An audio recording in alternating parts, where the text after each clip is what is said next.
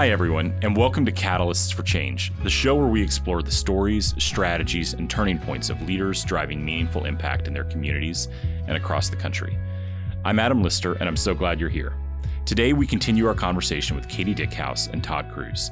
If you missed part one, where we explored the early days of Voices for a Safer Tennessee and the human stories behind its founding, go and listen to that episode first and come back here for part two.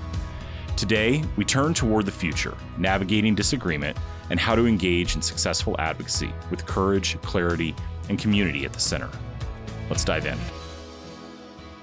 Katy, Todd, it's good to see you again. Last episode, we talked about establishing a truly bipartisan coalition and how to develop rules of the road for engagement. I'd love to dig into that a little bit more. Something I find powerful about your work is that it is authentically built on collaboration. And even in the face of disagreement around strategy or tactic or tone, as we talked about, Katy, I'd love to learn a little bit more about how you have leaned into and expanded your legislative presence. And Todd, you've voiced caution about various lawmaker engagement strategies. How do you both navigate these differences in approach while staying on the same mission? And how have those strategies lived intentionally through the organization's values? Carefully, yeah, I agree. And listen, I think Todd and I are such a great example of two incredibly different people with very different professional backgrounds going at this. You know, Todd, again, 26 years of political experience. I am an occupational therapist working in healthcare.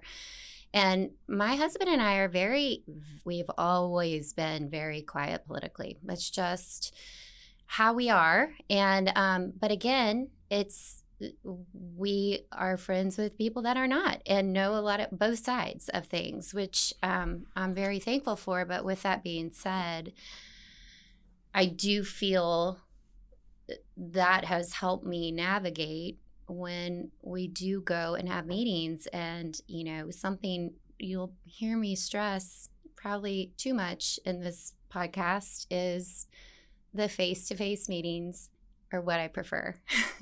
And I really, I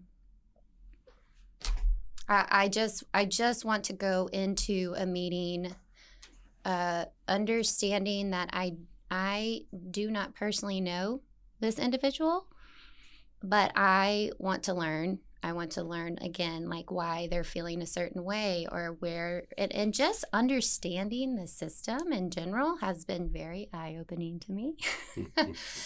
But I will share this with people also, being down there and seeing the multi-layered process that does happen on so many different levels, and just standing back and watching has actually, I think people will joke like, oh my goodness, how are you down there? You know, things like that. And honestly, I kind of like being down at the Capitol and meeting with lawmakers. I don't want to overdo it. I want to be very thoughtful and careful, and I will forever be that way because it's also my personal preference. And you know, I also am careful about just like sharing information that is given to me in a meeting or something like that. You know, I'm not going to go announce things. And I just, because it is such a big learning picture and moment for me, but it has also helped me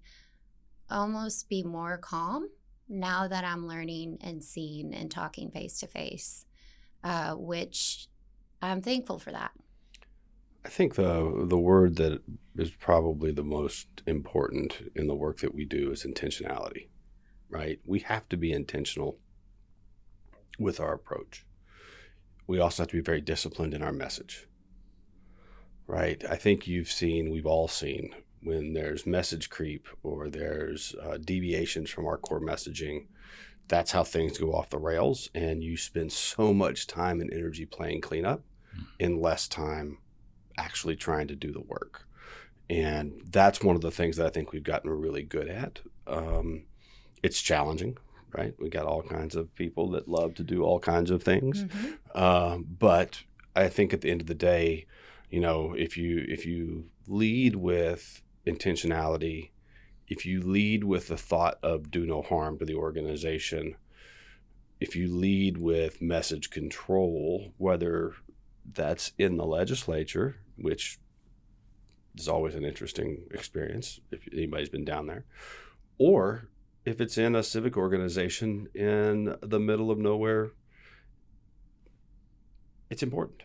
It's important to constantly be intentional about what you're saying and how you're saying it. That's how you navigate it, and that's how you avoid slippage. I think if envy is a thief of joy, distractions are a thief of purpose 100%. And impact.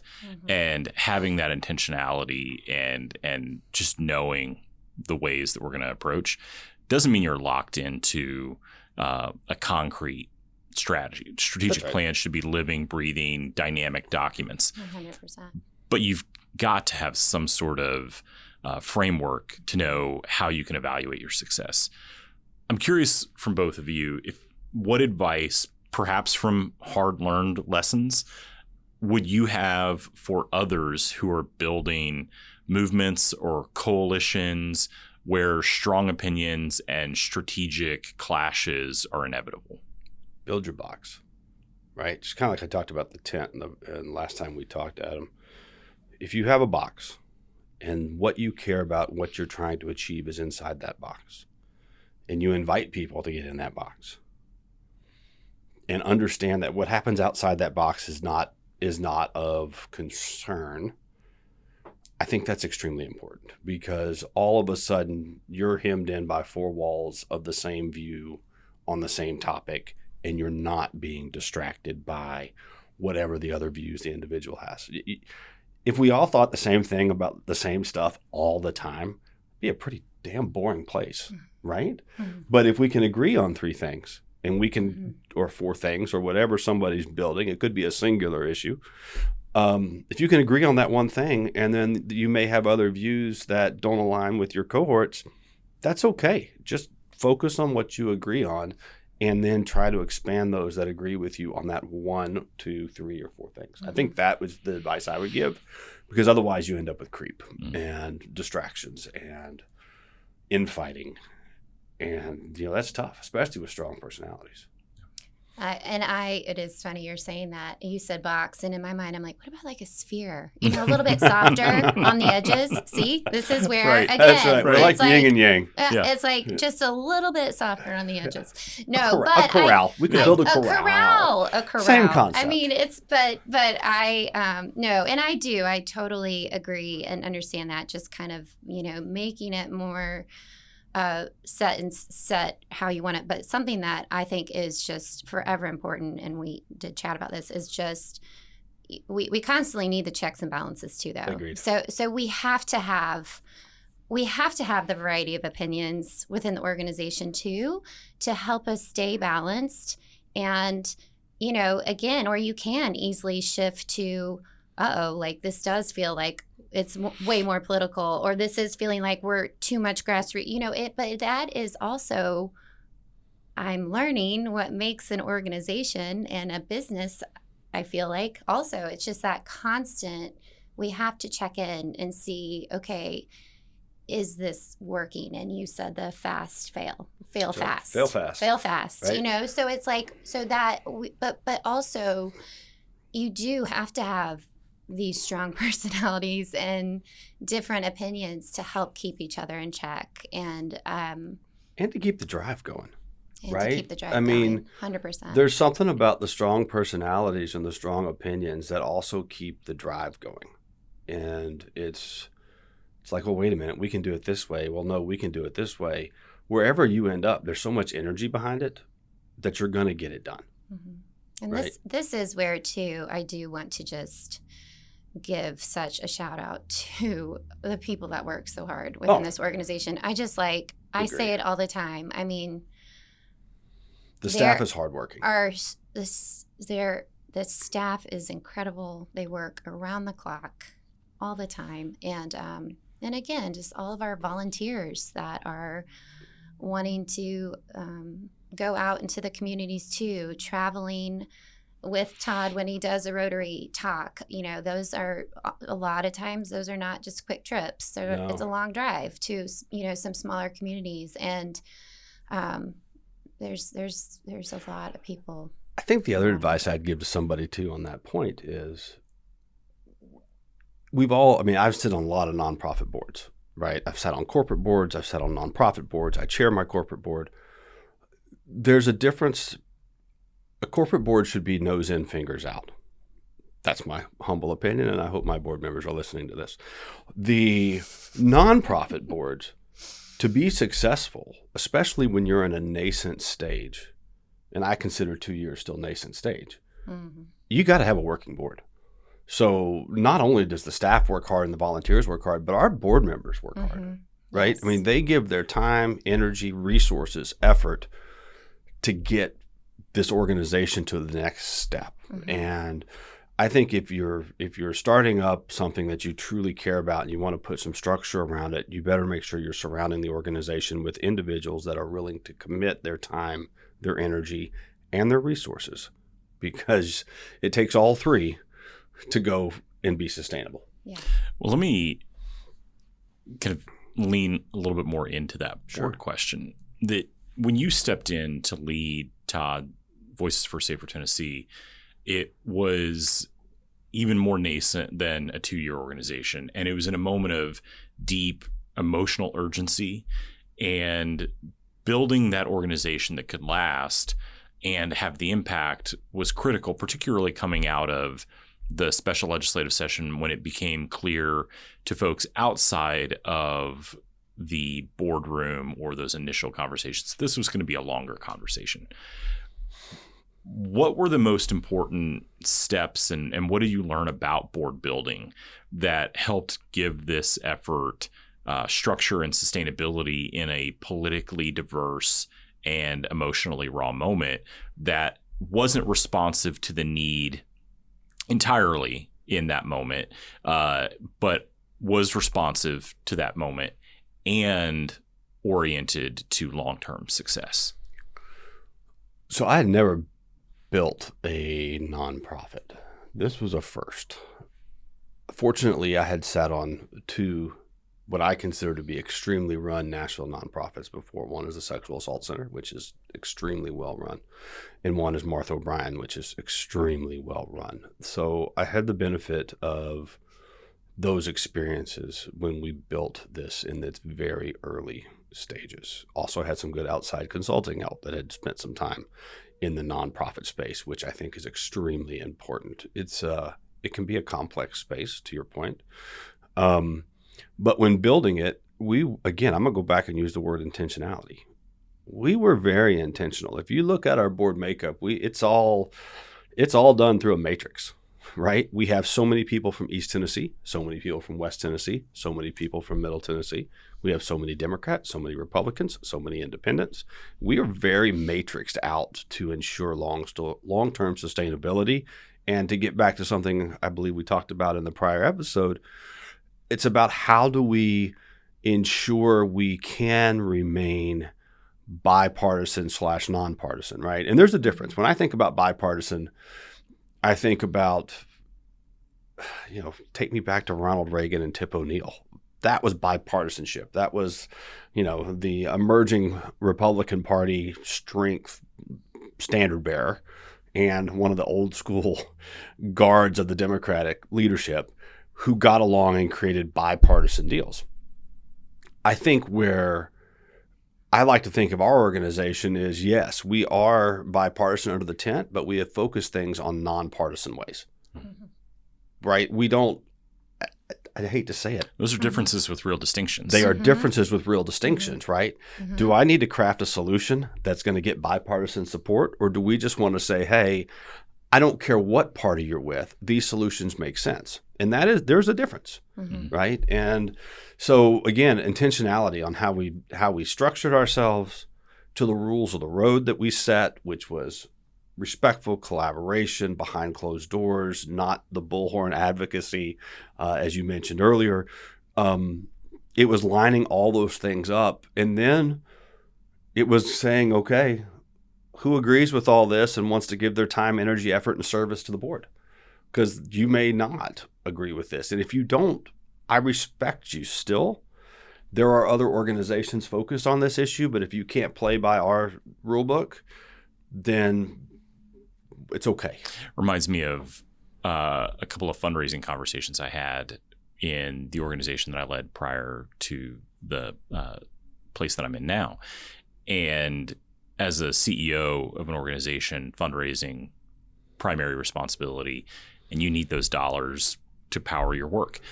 We said no to two particular folks that offered arguably our higher indexed or higher percentage gifts because they wanted it to accomplish a specific end.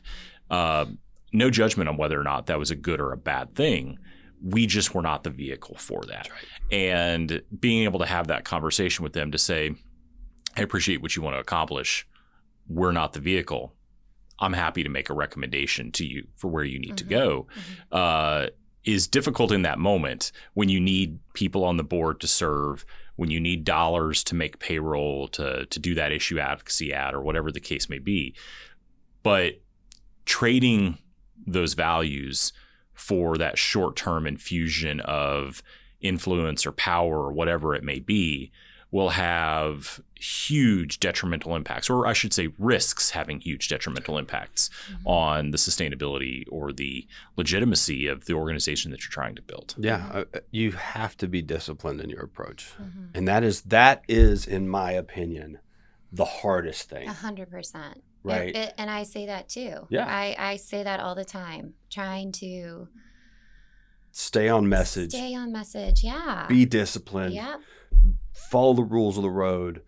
There is friction and tension that happens. I don't know. I think Katy probably agrees with me, but I'm not going to speak for her. But I say this around my executive leadership table in my day job. I'm fine with tension. Healthy tension actually creates a great product. We just can't let it become unhealthy tension because that'll tear an organization apart. Yes. And there is a fine line, but there is the difference between healthy and unhealthy. So thinking about the organization as it is, you could make a decision that we are comfortable with the way that we're structured. We are comfortable with the people that are involved with us now. We are comfortable with our board. How do you think about balancing the dynamic that you have along with growth and reaching new supporters and maintaining some of those relational values that you all have established early on, those face-to-face conversations, while continuing to grow the work? Great question. Great question. So first and foremost, I think it will. So the organization has evolved, right? Again, if you think about it, we started off with 15 people in the backyard and everybody volunteering for everything.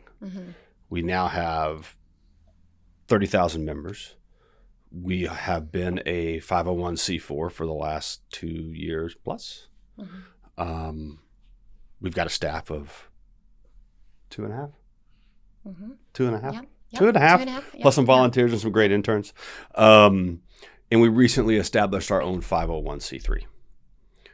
I think when you talk about the evolution and how do we continue to do what we want to do and continue to grow and to continue to get out into the world, this is what happens with industrializing or operationalizing an idea, right? You go to the next level. At first, it was like, what's the fastest nonprofit we can stand up? C4. Okay, we need a C3 vehicle. Thank goodness for the Community Foundation of Middle Tennessee because they were excellent partners. But we outgrew the Community Foundation of Tennessee, so now we need our own C3. I will say working with the IRS takes a long time, so it took us a while to get there. But now we have our own C3. And now we are charting a course that says we have a pure play political arm that's going to get more active politically.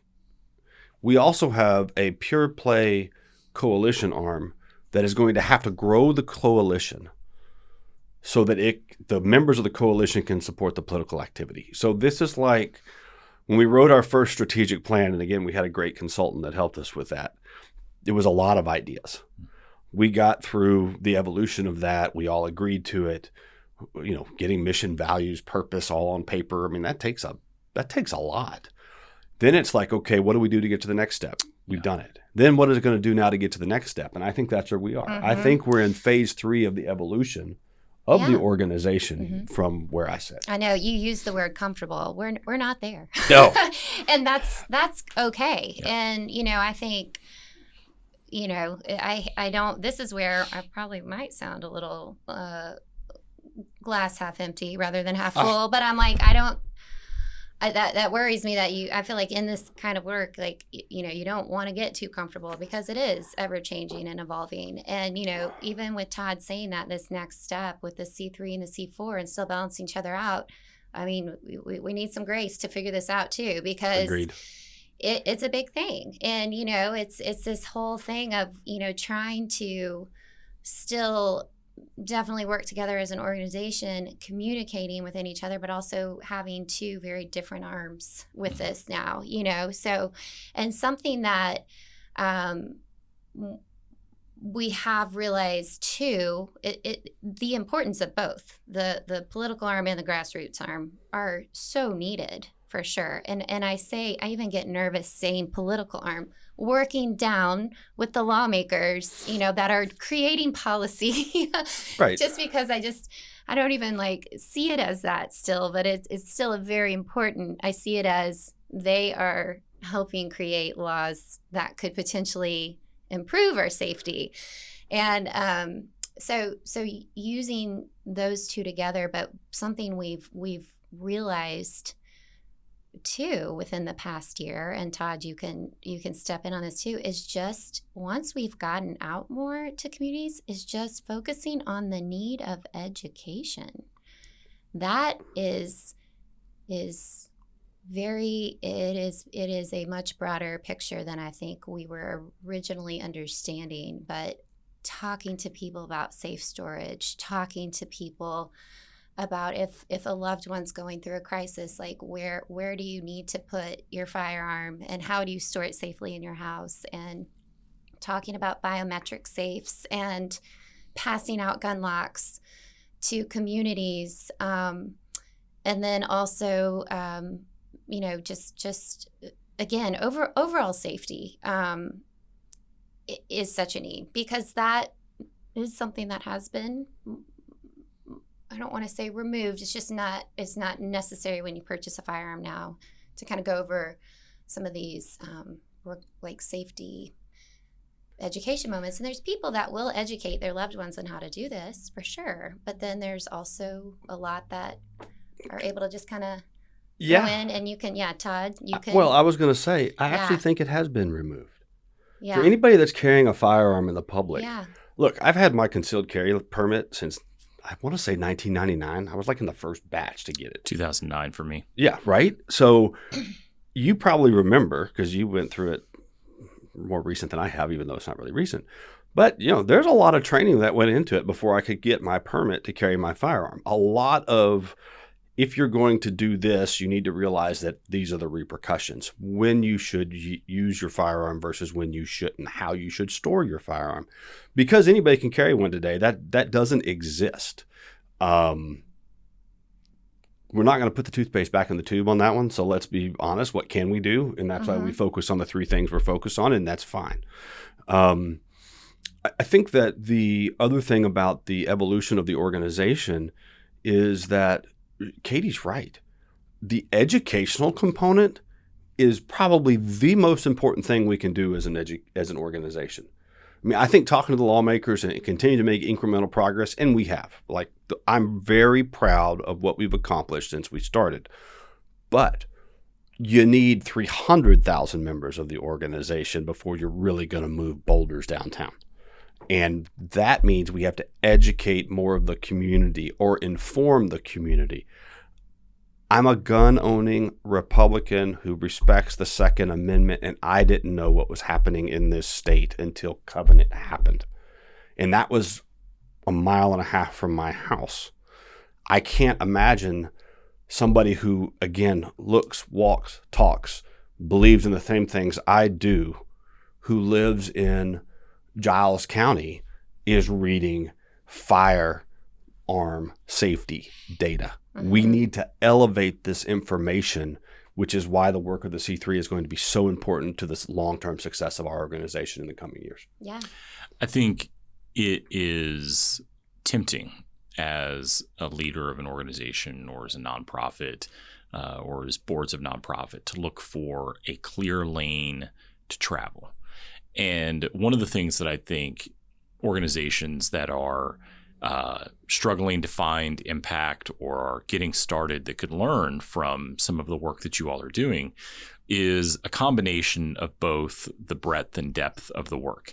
That I think the face-to-face relational aspects are critical and I see you struggle to utter the word political, Katy, and because it comes out not as a longer word, but as a 4-letter word.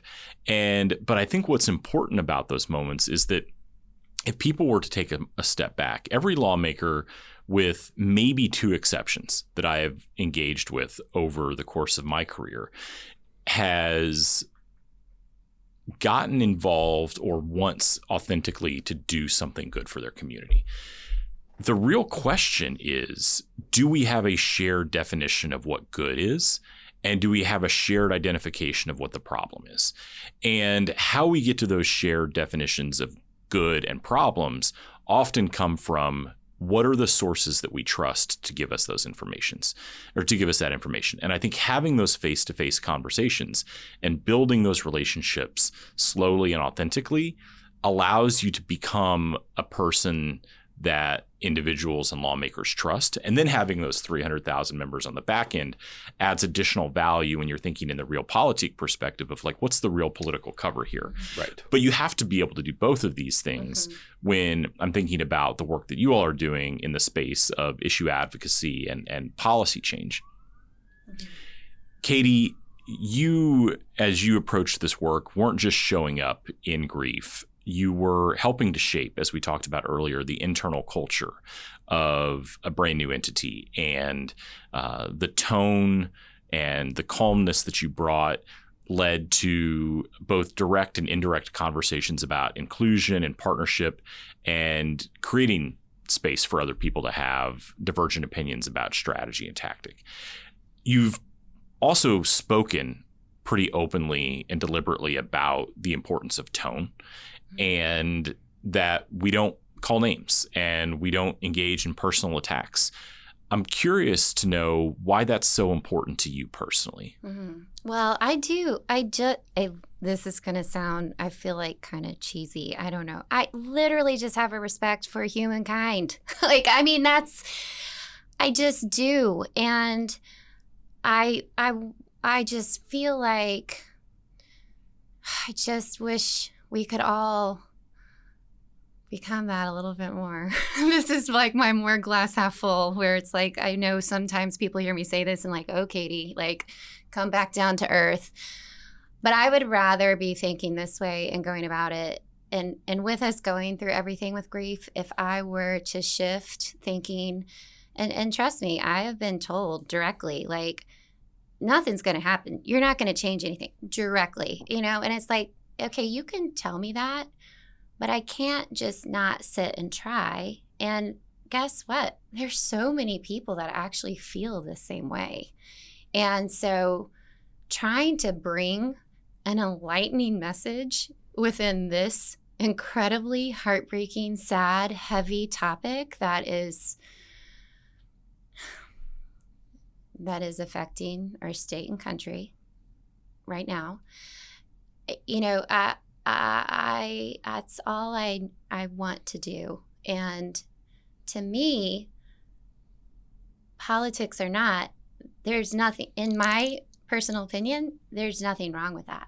So I don't see anything, I don't want to go about this trying to bring discomfort or anger or cutting other people down. It is more of like, no, like, how can we truly work together to make it better? And something that has personally helped me, and this is talking outside of Safer Tennessee, this is just my personal thing, is, Todd mentioned Katy's the only one feeling it, like within the organization specifically.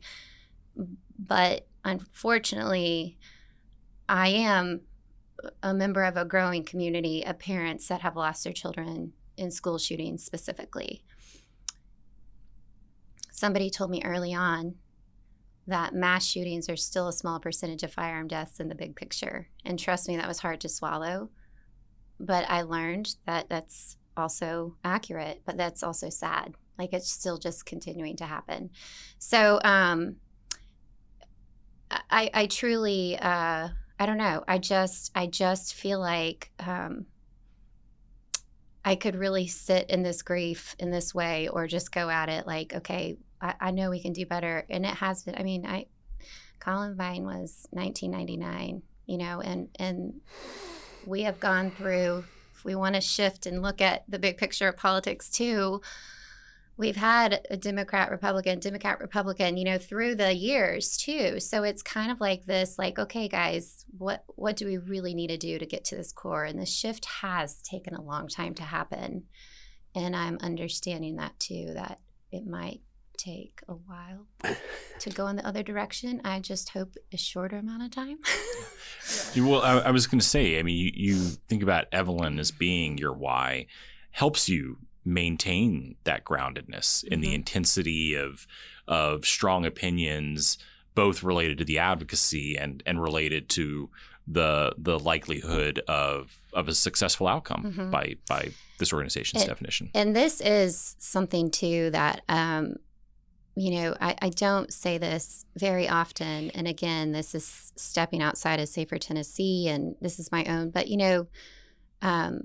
the individual that did this was a daughter to someone too. So we often don't talk about the people going through these hard times. And I say it often, and I've said this on talks and discussions, where I don't have anger towards that individual. I have sadness. She was on a mission for a long time and hurting and struggling for years. And I will never try to judge what her family was going through, because I wasn't living with them. I don't know them personally.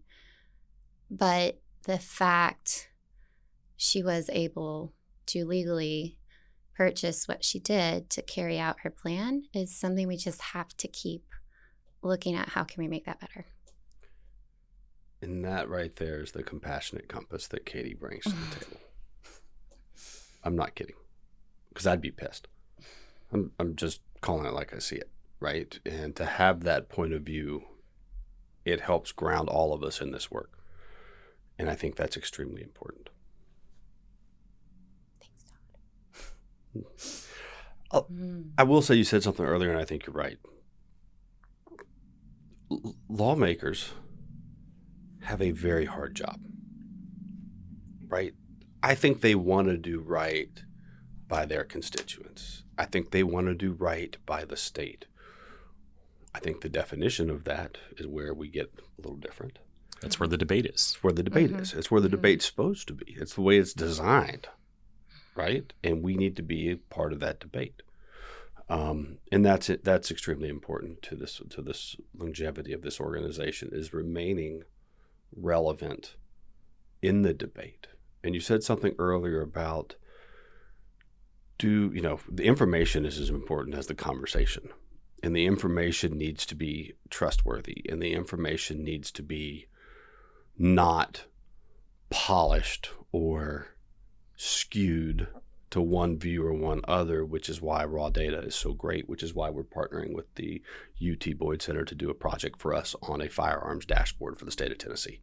Just give us the information and let people look at the information and come to their own conclusions. And I can tell you that their conclusions, hopefully, if you just look at it and interpret it for what it says, will be the same conclusions that our organization has. We just got there We just went deep fast to say, okay, what can we do? I think I'll pick an entirely different issue. And I'll think about education reform as an example. We had two challenges in education reform. Agreement that there was a problem, and then agreement about the solutions. A challenge that a lot of organizations have is a presumption that there's an agreement about what the problem is. Mm-hmm.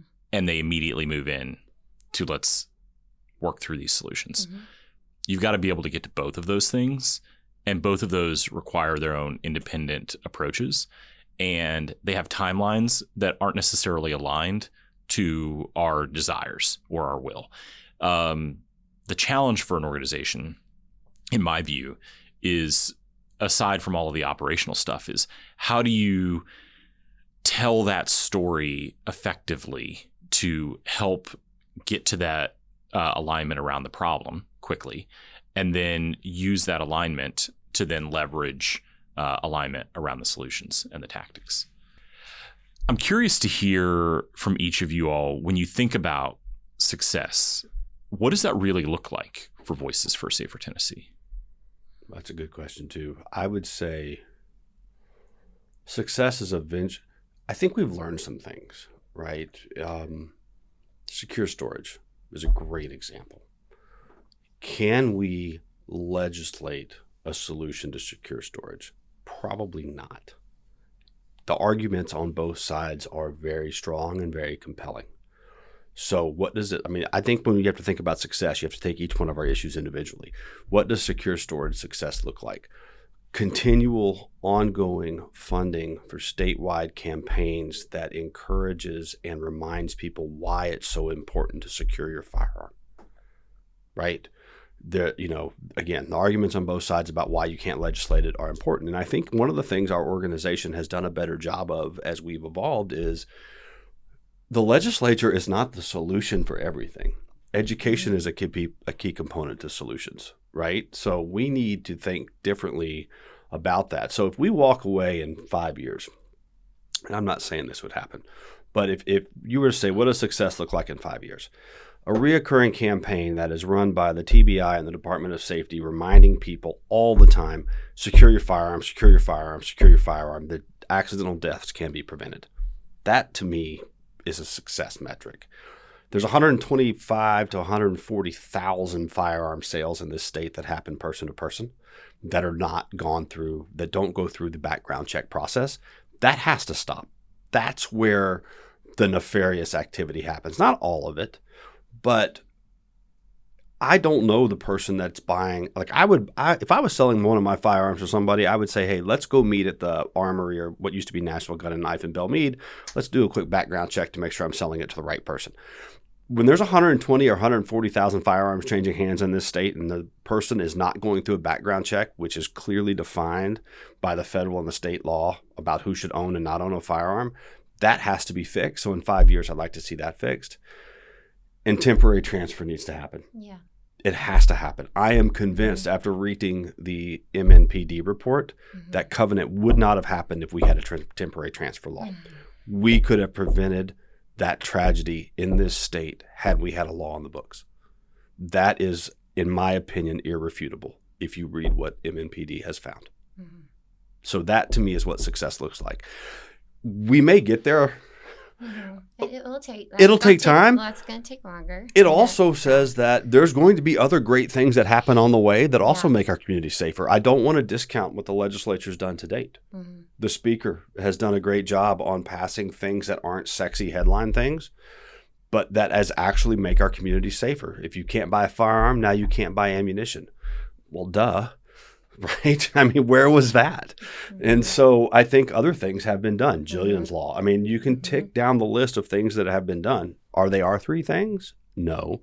Are they stepping stones to eventually get to our three things? I do think they are. And that would be my definition. Yeah. I don't know what Katie's would be, but I feel pretty passionate about it. I actually agree with all of that. And, again, something that I realized pretty early on is the process needed is long. It's going to take time. And, I was thankful I was understanding that special session probably wouldn't be this massive big change that people were looking for, and I'm very thankful I kind of understood that. But I was down there trying to meet with people and understand something that I looked at it as, though, is the fact that Governor Lee even called the special session and it actually happened. Agreed. Was such a big moment in this state. So but also looking at that bigger picture, that's also where we're at, and so that was also a big reality check for me too, where it's like, okay, that's a step. Something too that, I think has been a big learning moment is there's a lot of work done too to kind of stop and slow down these bills that would not keep our communities safer. And there's a lot of work that goes into that. That was very eye-opening for me. So what can feel like a moment of, okay, well, I can't believe this is what we have to do, but it is right now. And that's where we're at. And so let's keep trying that, working with people to understand, okay, how do you think this is going to make it safer? We don't quite agree with that. So where can we meet to understand where we're both coming from and truly continue to move forward on improving firearm safety? So yeah, that's something that, so long term, again, this is a need for, it's going to be a minute. And I also understand the world is not a perfect place. Clearly, but again, like, this is what has helped me within this organization is let's really focus where we are as a state, and let's really get in there and see what we can do to help connect with each other, understand each other, and work towards making it better and a difference. Yeah, the only thing I would add to that, and I agree with everything Katy said, is the other definition of success for me, and I think for our organization as a whole, is going to see a reversing trend in the data. Yeah. Right.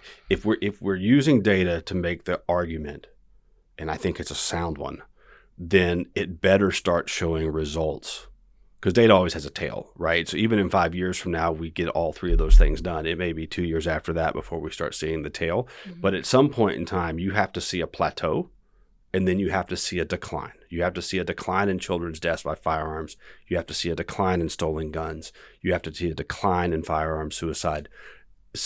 Otherwise, right, what are you doing, right? Mm-hmm. And so there is a correlation to the efforts and the data in the future. Mm-hmm. Katy, what do you hope Evelyn's legacy will be, not just in this work, but in how others choose to live and to lead? Well, a big thing, I just really feel like I feel her through, and I want to just give her sister the biggest shout out too. She's incredible. We've got, I say it just because it's true, like, two amazing, beautiful girls that are strong and kind.